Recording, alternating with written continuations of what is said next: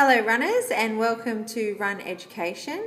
Today we're going to talk about an issue that is commonly faced by long distance runners, and we refer to that as runner's gut.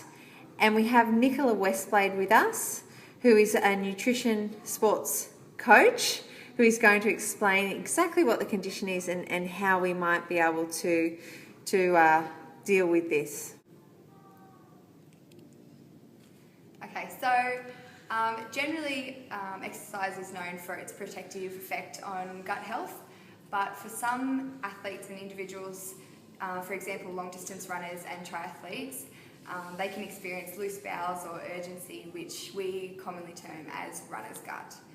So certain individuals are more prone to this. People who are anxious or known to be have a bit of anxiety before they run. Females are also more prone.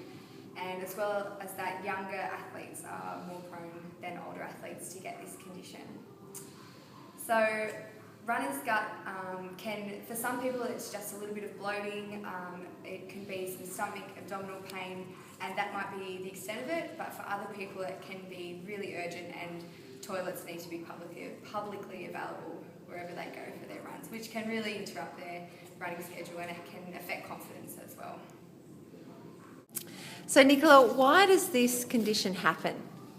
Okay, so there is a number of reasons why people get urgency when they're running, and the first one is that the blood is redistributed throughout the body, so away from the gut and into the working muscles.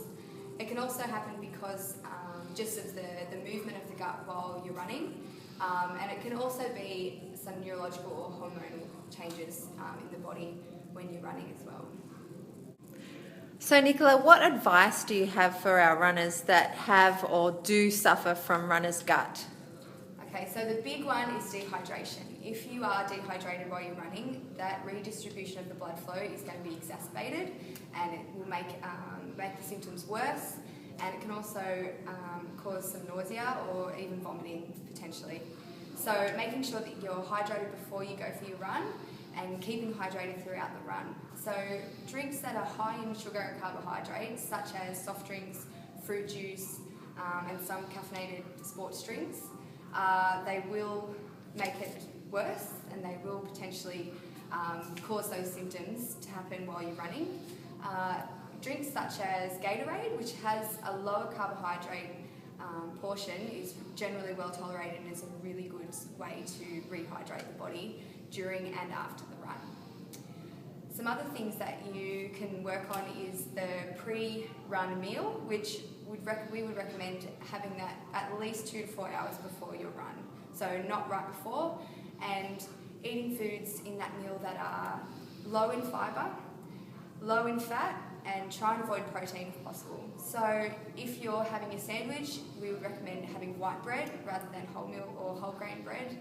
And if you include having some dairy, try to go for a low-fat dairy and try to avoid eating any meat products before running. And this will help to either alleviate the symptoms if you experience chronic runner's gut, or it may stop them altogether from happening.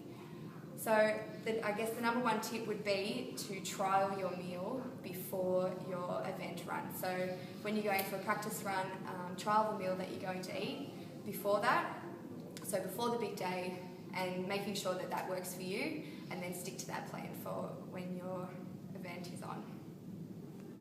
Thank you, Nicola, for shedding some light on that very common and very distressing issue for our runners, and we'll be sure to take some of that advice away with us.